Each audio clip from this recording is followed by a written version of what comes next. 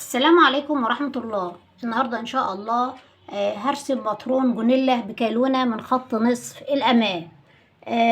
الجونيلا اللي هي الشكل ده، لو أنا أشوف الشكل ألاقي الجونيلا ديت ده الخلف، خط نصف الخلف فيه السوستة، وده موجود فيه البنس. الأمام عندي البنس موجودة، وعندي من خط نصف الأمام الشكل ده شكل الكالونين، في كالونين من الأمام. فانا عندي المقاسات ديت من جدول المقاسات. دوران الوسط 80 سنتي، بقسمه على 2 لان برسم نص الباترون ادانا 40. دوران اكبر حجم 104 على 2 52. عندي طول الجنب 20، وطول الجونيلا 60 او 70 او 100 على حسب الرغبة. هنرسم. احنا رسمنا الباترون الاساسي قبل كده، فبرضه في الباترون ده بنرسم نفس الشيء، الباترون الاساسي، وبنكمل عليه. احنا خدنا دوران اكبر حجم 104 على 2 بيساوي 52، فبرسم خط عرضي قياسه 52 سنتي. بعد كده انصفه بالنص، هيكون ده 16،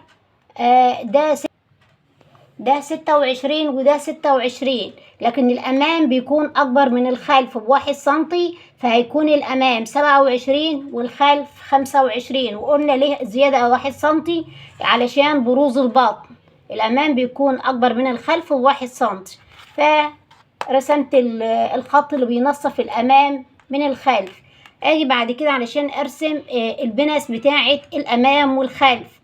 لرسم البنسة بتاعة الخلف، ده هيبقى الخلف لأنه 25 الأقل. بقيس المسافة ما بين أ وب، وبقسمها على التلاتة. يعني بتبقى البنسة مكان في تلت المسافة، يعني من نقطة أ بقيس تلت المسافة اللي هي 25 على التلاتة، تقريبا 8.7، بقيس 8.7، وبرسم طول البنسة طولها 15 سنتي. وهنشوف ازاي. طول البنسة 15 سنتي، وعرضها بيكون 3 سنتي، يعني 1.5 و1.5، وبنوصلهم مع بنهاية 15 سنتي. كل ده باترون أساسي زي ما احنا رسمناه قبل كده. نيجي لبنسة الأمام 27 على 3 فيها 9. من نقطة ج بقيس لي الداخل 9 سنتي، وبقيس طول البنسة 12 سنتي، وعرضها 2، يعني 1 هنرسمها بالشكل ده. البنسة الطول 12 والعرض 2، 1 يبقى كده رسمنا بنسة الأمام وبنسة الخلف. كل ده باترون أساسي مفيش اختلاف. عند طول الجنب 20 سنتي، من نقطة أ قست إلى أسفل 20 سنتي، ورسمت خط عرضي. الخط ده بيمثل خط الجنب. عندي بعد كده الفرق ما بين دوران أكبر حجم ودوران الوسط. عندي الفرق 52، بطرح منهم 40 هيساوي 12. خدت منهم 5 سنتي اللي هما البنس، هيتبقى كام؟ 7 سنتي. عايزة أضيق الخط بتاع اللي هو أكبر حجم ده علشان يبقى خط الوسط، هضيق لسه كمان 7 سنتي. من نقطة ب بقيس على اليمين 3.5، وعلى اليسار 3.5، وبرتفع 1 سنتي.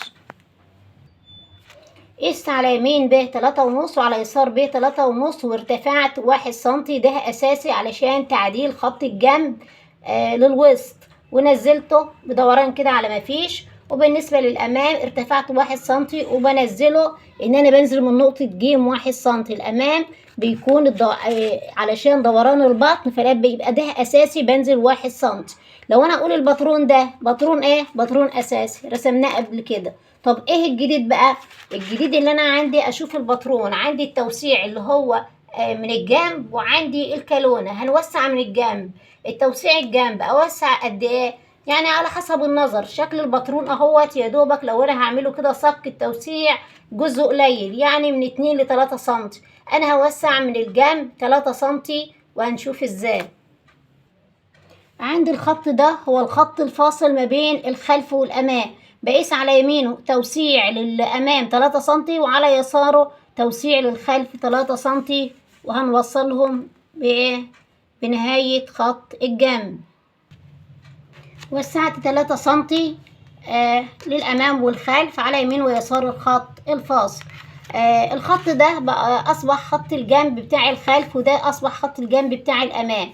طبعا الخط الفاصل ده خط مستقيم، ولما رسمنا خط الجنب بقى اصبح الخط مايل. فانا بقيس الخط المستقيم الفاصل ما بين الامام والخلف اشوف طوله كام، وبعد كده اشوف طول الخط، احرك المسطره واعمل طول الخط الجنب الجديد بعد التوسيع كام، هلاقي فيه فرق، لان الخط المايل لا يساوي الخط المستقيم. فاشوف نقطه الفرق ده قد ايه، واحط علامه واخدها بالصداره بالشكل ده ايا كانت تطلع. وبالنسبه للامام نفس الشيء، يعني تطلع نص سنتي سنتي على حسب التوسيع. طبعا كل ما الخط بقى بميل اكبر بيبقى فيه فرق بيكون واضح. وكده عملنا التوسيع للامام والخلف.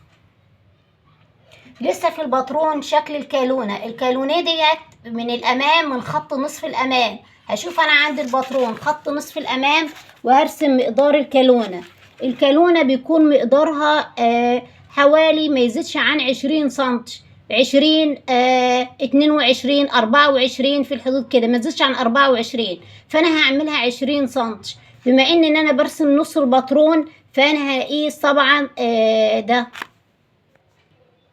10 سنتي من خط جيم، بقيس 10 سنتي الى اليسار وبحط نقطة وبمدها الى اسفل.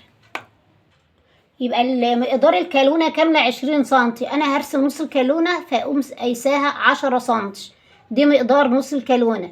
فالكالونة لما انا باجي بخيط على خط نصف الامام، ومقدار الكالونة ديت بتتني في المكوى بتعمل التانية. فلو المكان الكسرة بتاعت الكالونة فين، هتبقى في النص، يعني 5 و5. انا ممكن امد خط يبقى ده خط الكسرة بتاع الكالونة، او ما مدهوش وفي المكوى هيظهر، انا همده علشان يبقى واضح. يبقى كده رسمت الكالونة وكتبنا البيانات. الخط ده هيبقى خط نصف الكالونيه متني. لما احطه على متني فمقدار الكالونة زي ما انا قلت هي 10 سنتي، هتبقى 20 سنتي. وده الخط التانية او الكسرة بتاعت الكالونة. خط نصف الامام، بنسة الامام، وطبعا تتعدل خط الوسط، خط الجنب، التوسيع هتبقى الخط الاحمر ده. يبقى كده لما يكون الخط الفاصل ده وسعنا اهو، ده الخط التوسيع. بالنسبة للخلف، خط نصف الخلف مفتوح علشان هنركب السوستة على بعد 20 سنتي اللي هو نهاية خط الجنب. وعندي البنسة بتاعت الخلف، وخط الوسط، خط الجنب، خط الجنب اللي هو التاني اللي هو من اسفل ده اللي هو التوسيع. وكده باترون الجونيلا بيكون خلص، مفيهوش اي حاجة.